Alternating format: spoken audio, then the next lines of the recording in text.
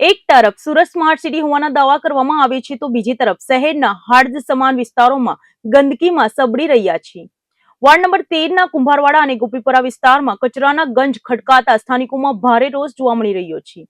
ભાજપના મજસ્ય કાર્યાલયથી નજીક જ ગંદકીના દ્રશ્યોએ તંત્રની પોલ ખોલી દીધી છે। સુરત મહાનગરપાલિકાના વોર્ડ નંબર 13 માં સમાવિષ્ટ કુંભારવાડા અને ગોપીપુરા વિસ્તારના રહીશો અત્યારે નરકાગાર જેવી સ્થિતિમાં જીવવા મજબૂર બન્યા છે। અહીં ઠેર ઠેર કચરાના ઢગલા અને ઉભરાતી ગંદકીને કારણે રોગચાળો ફાટી નીકળવાની દશેહત વર્તાઈ રહી છે। નવાઈની વાત તો એ છે કે આ ગંદકી શાસક પક્ષ ભાજપના મુખ્ય મધ્યસ્થ કાર્યાલયથી માત્ર 500 મીટરના અંતરે જ જોવા મળી રહી છે। સ્થાનિક રહીશોનો સીધો આક્ષેપ છે કે એસએમસીની અયોગ્ય વ્યવસ્થાને કારણે આ સ્થિતિ સર્જાય છે। આ અમારો પીપળો છે, એની ઉપર બધા લોકો ગંદુ લાખી જાય।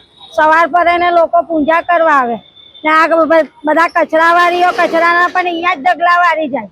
જ્યારે અમે એમ કહીએ ને કે બેન તમે કચરો વાળીને અહીંયા ઢગલા વાળે છે ને પછી અમારા જ્યાં દબાણ આપે કે તમે કચરો મૂકી જાય, પણ મેન માણસ તો આ કચરાવાળીઓ જ બધું અહીંયા લાખી જાય છે અમારા એરિયામાં। લોકોનું કહેવું છે કે અમે કચરો નથી કરતા, પરંતુ સમયસર કચરો ઉઠાવવામાં ન આવતો હોવાથી ગંદકી એકઠી થાય છે। તંત્રના સ્માર્ટ સિટીના દાવાઓ અહીં ગ્રાઉન્ડ લેવલ પર પોકળ સાબિત થઈ રહ્યા છે। અનેક રજૂઆતો કરવા છતાં તંત્રના બહેરા કાને અથડાઈને આ માંગણીઓ પાછી આવી રહી છે। આ વિસ્તારની મહિલાઓમાં નેતાઓને પ્રત્યે ભારે નારાજગી જોવા મળી રહી છે। સ્થાનિકોનું કહેવું છે કે ચૂંટણી સમયે મત માંગવા આવતા નેતાઓ અત્યારે ગેરહાજર છે। જ્યારે પણ ફરિયાદ કરવામાં આવે ત્યારે આજે થશે કાલે થશેના ખોટા વચનો આપીને કામગીરીમાં વેઠ ઉતારવામાં આવે છે। કામ નહીં તો વોટ નહીંના બેનરો અને ચેતવણીઓ સાથે હવે સ્થાનિકો આક્રમક મૂડમાં છે। ગંદકીને કારણે દુર્ગંધ અને મચ્છરોનો ત્રાસ વધ્યો છે, જેને પગલે સ્થાનિકોની માંગ છે કે નિયમિત સફાઈ કરવામાં આવે અને બેદરકાર અધિકારીઓ સામે કડક કાર્યવાહી કરવામાં આવે। જો આગામી દિવસોમાં આ સમસ્યાનો કાયમી ઉકેલ નહીં આવે તો સ્થાનિકો દ્વારા ઉગ્ર આંદોલનની ચીમકી પણ ઉચ્ચારવામાં આવી છે।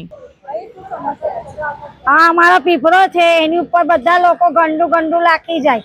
સવાર પડે ને લોકો પૂજા કરવા આવે ને આ બધા કચરાવાળીઓ કચરાના પણ અહીંયા જ ઢગલા વાળી જાય। જ્યારે અમે એમ કહીએ ને કે બેન તમે કચરો વાળીને અહીંયા ઢગલા વાળે છે ને પછી અમારા જ્યાં દબાણ આપે કે તમે કચરો મૂકી જાય, પણ મેન માણસ તો આ કચરાવાળીઓ જ બધું અહીંયા લાખી જાય છે અમારા એરિયામાં।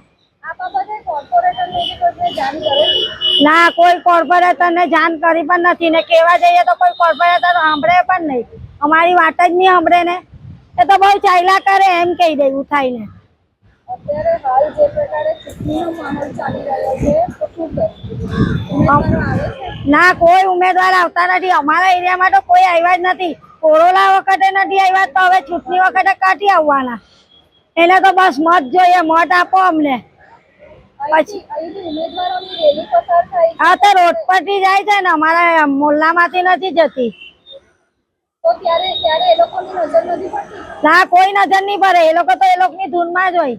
એ લોકો તો ઉઠાઈને બોલે મત આપો એમ કહી દે ઉઠાઈને। મત કેવી રીતના આપીએ?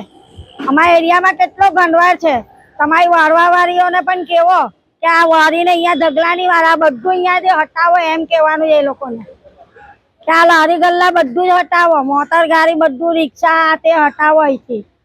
કેટલો ગંદવાડ છે જોવો નહીં। પણ અહીંયા ગોપીપુરા કુંભારવાડા વોર્ડ નંબર 13 અહીં શું સમસ્યા છે? અહીંયા આગળ કચરાની બહુ જ સમસ્યા છે। જ્યારે આ ધાર્મિક સ્થળ છે ત્યાં પણ બધા કચરો નાખી જાય છે, ધાર્મિક વસ્તુઓ મૂકી જાય છે, ભગવાનના ફોટા મૂકી જાય છે અને અહીંયા અમને એટલી આવતા જતા એટલી ગંદકી લાગે છે। આ બાબતે કોઈ કોર્પોરેટર કે કોઈને જાણ કરી? કોર્પોરેટર બધા અહીંયા જ છે, જોતા જઈને જોતા આવે છે પણ એનું કોઈ સમસ્યાનો હાલ કરતું નથી।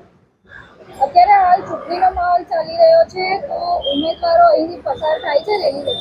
ઉમેદવારો બધા પસાર થાય છે, ભાજપના પણ થાય છે, આમ આદમી પાર્ટીના પણ થાય છે, પણ કોઈ સમસ્યા કરતું જ નથી।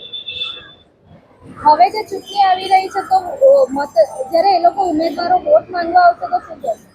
ને અમે જ્યારે કોર્પોરેટર પાસે છે ત્યાં આવકના દાખલા માટે અમે ધારાસભ્યના દાખલા લેવા પણ જઈએ તો અમને ધક્કા ખવડાવ્યા। તમે સવારે આવો, રેશમાબેન નથી, બહાર ગયેલા છે, તમે કાલે સાંજે આવજો, 4 વાગે આવજો।